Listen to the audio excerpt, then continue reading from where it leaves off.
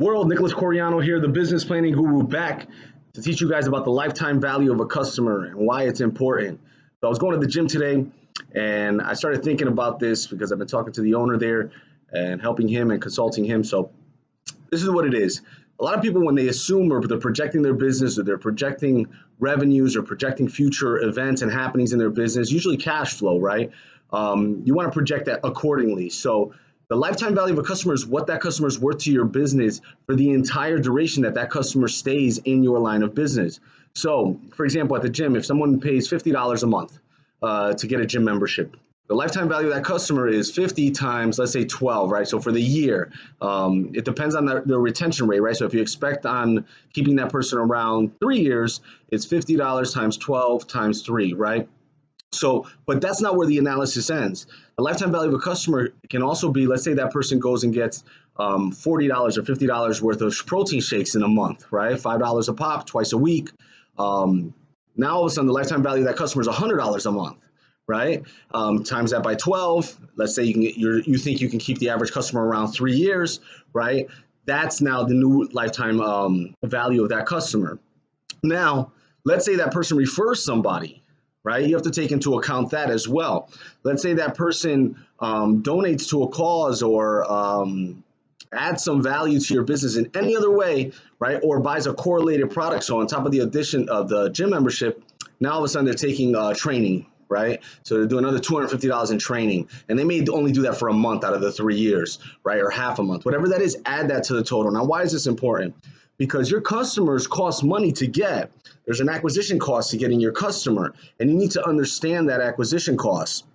So, and you need to have that acquisition cost fall below the lifetime value of the customer in order for you to be profitable. So, for example, if now we analyze this lifetime of this gym customer and we say to ourselves, I think this gym customer could be worth, $3,000 in the course of 4 years, right? And again, I'm making these numbers up. You really should have data based off of what you've done already, what your business has done already. But let's say the number is, $3,000. Now you know that you have to spend less than $3,000 to acquire that customer. If you spend $4,000 to acquire a customer, right, you're going to go broke, right? So now, why is that so important? Because when you're first starting your business, if a customer comes in and gives you $50 on day one, right, it's hard for you to swallow the idea of spending more than $50 to acquire that customer. You're going to start thinking, well, I got to acquire customers for $20. And $20 may not be enough to acquire that customer, right? But understanding that the lifetime value of that customer could be $4,000 or $5,000 or $6,000, whatever it is, you can now say, well, I can spend $250 to acquire this customer, right?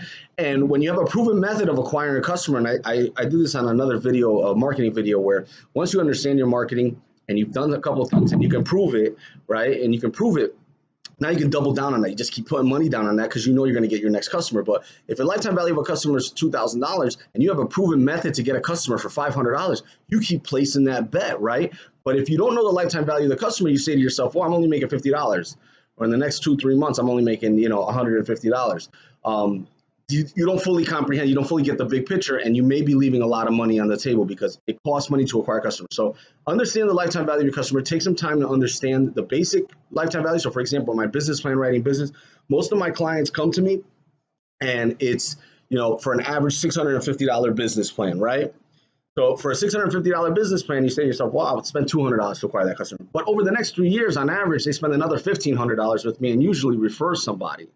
So now all of a sudden the lifetime value of that customer is around $2,100, right? $2,150 for me. So I know that I can spend $1,000 if it's a proven method. If it's absolutely, it's 100% proven, right? I'll spend $1,000. I'll just keep spending it, right? So understand the lifetime value of your customer, then understand your number to acquire that customer. The dollar amount to acquire that customer has to come in under that number, and double down when you have a proven method. That's in another video. But for now, just understand the lifetime value of your customer. It'll help you understand that you might be able to spend more money on marketing and acquiring that customer than you thought. I hope this was informative. I hope it was productive. If you need help with a business plan, pitch deck, website, online marketing, I definitely do that for my clients. But if not, share this video if you think it could help somebody. Hope you guys are rocking.